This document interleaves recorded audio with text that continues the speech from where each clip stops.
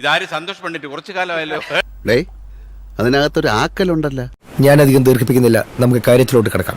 താങ്കൾ പറഞ്ഞത് ആരെയും വീട്ടിൽ പോയി ക്ഷണിക്കുന്നില്ല, സിനിമ കാണാനായിട്ട് വരുന്നു. പക്ഷെ താങ്കളുടെ വീട്ടിൽ വന്ന് ഞങ്ങൾക്കൊന്ന് പറയണതുണ്ട്, ഒരിക്കലും സിനിമ ചെയ്യും. ഇനി കിട്ടണത് നീ മേടിച്ചോ. ഞാൻ ഇവന്റെ 2 വാങ്ങിച്ചിട്ടേ പോവുള്ളൂ. ഞാൻ ഒരുത്തന്നെ എടുക്കുന്നത്. അയ്യോ കിട്ടിയ മുതലും പലിശ ചേർത്ത് കിട്ടി. ആരും കണ്ടില്ല. വാ, നിങ്ങൾ പറ്റുമെങ്കിൽ 4ാം ക്ലാസ്സിലെ സോഷ്യൽ സ്റ്റഡീസ് വായിക്കും. വിദ്യാഭ്യാസ കുറവുണ്ടാവും അങ്ങനെ പറഞ്ഞു. അതുകൊണ്ടല്ല, ഞാൻ കൊളോക്കിലായിട്ട് പറഞ്ഞതാ.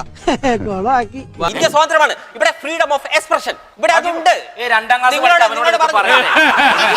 ആൾക്ക് തീരെ വിദ്യാഭ്യാസം വിവരമൊന്നും ഇല്ലേ? ഞാൻ പറയട്ടെ സാർ, അതിന് ഉത്തരം കൊടുത്തേ പറ്റൂ. നിങ്ങൾ ഒരു 2 വീലർ വാങ്ങിച്ചു, എനിക്കത് പറയാം, ഇഷ്ടപ്പെട്ടു ഇഷ്ടപ്പെട്ടില്ല, അത് എന്റെ സ്വാതന്ത്ര്യമാണ്. അതേസമയം നീ എങ്ങനെയാണ് ആ 2 വീലർ വാങ്ങിക്കാൻ ചോദിച്ചാൽ അവന് പറയാം, എനിക്ക് നിന്റെ തന്തേന്റെ പൈസക്കല്ല 2 വീലർ എടുക്കുന്നു പറയാം.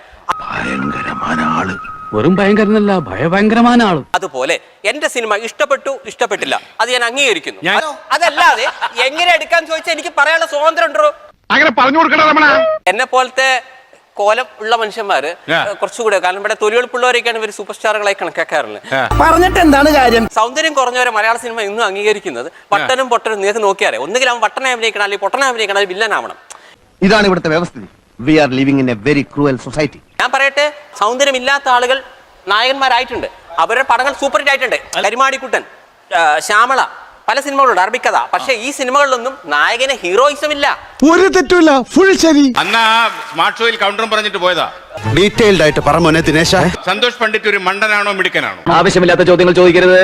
കണ്ടിട്ട് മനസ്സിലാത്തവരോട് പറഞ്ഞാൽ മനസ്സിലാവും. ഞാൻ ചോദിച്ചു, സന്തോഷ് പണ്ഡിറ്റ് മണ്ടനാണോ? ഇത്രയും വലിയ മണ്ടനെ വിളിച്ച ആളെ എന്ത് വിളിക്കണം?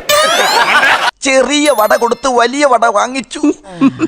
പ്രേക്ഷകരെ, ഈ യൂട്യൂബിൽ സബ്സ്ക്രൈബ് ചെയ്യേണ്ടത് സബ്സ്ക്രൈബ് ചെയ്തിട്ട് ബെല്ലൈക്ക് വെക്കണം, ടിങ് ടിങ് അടിക്കണം.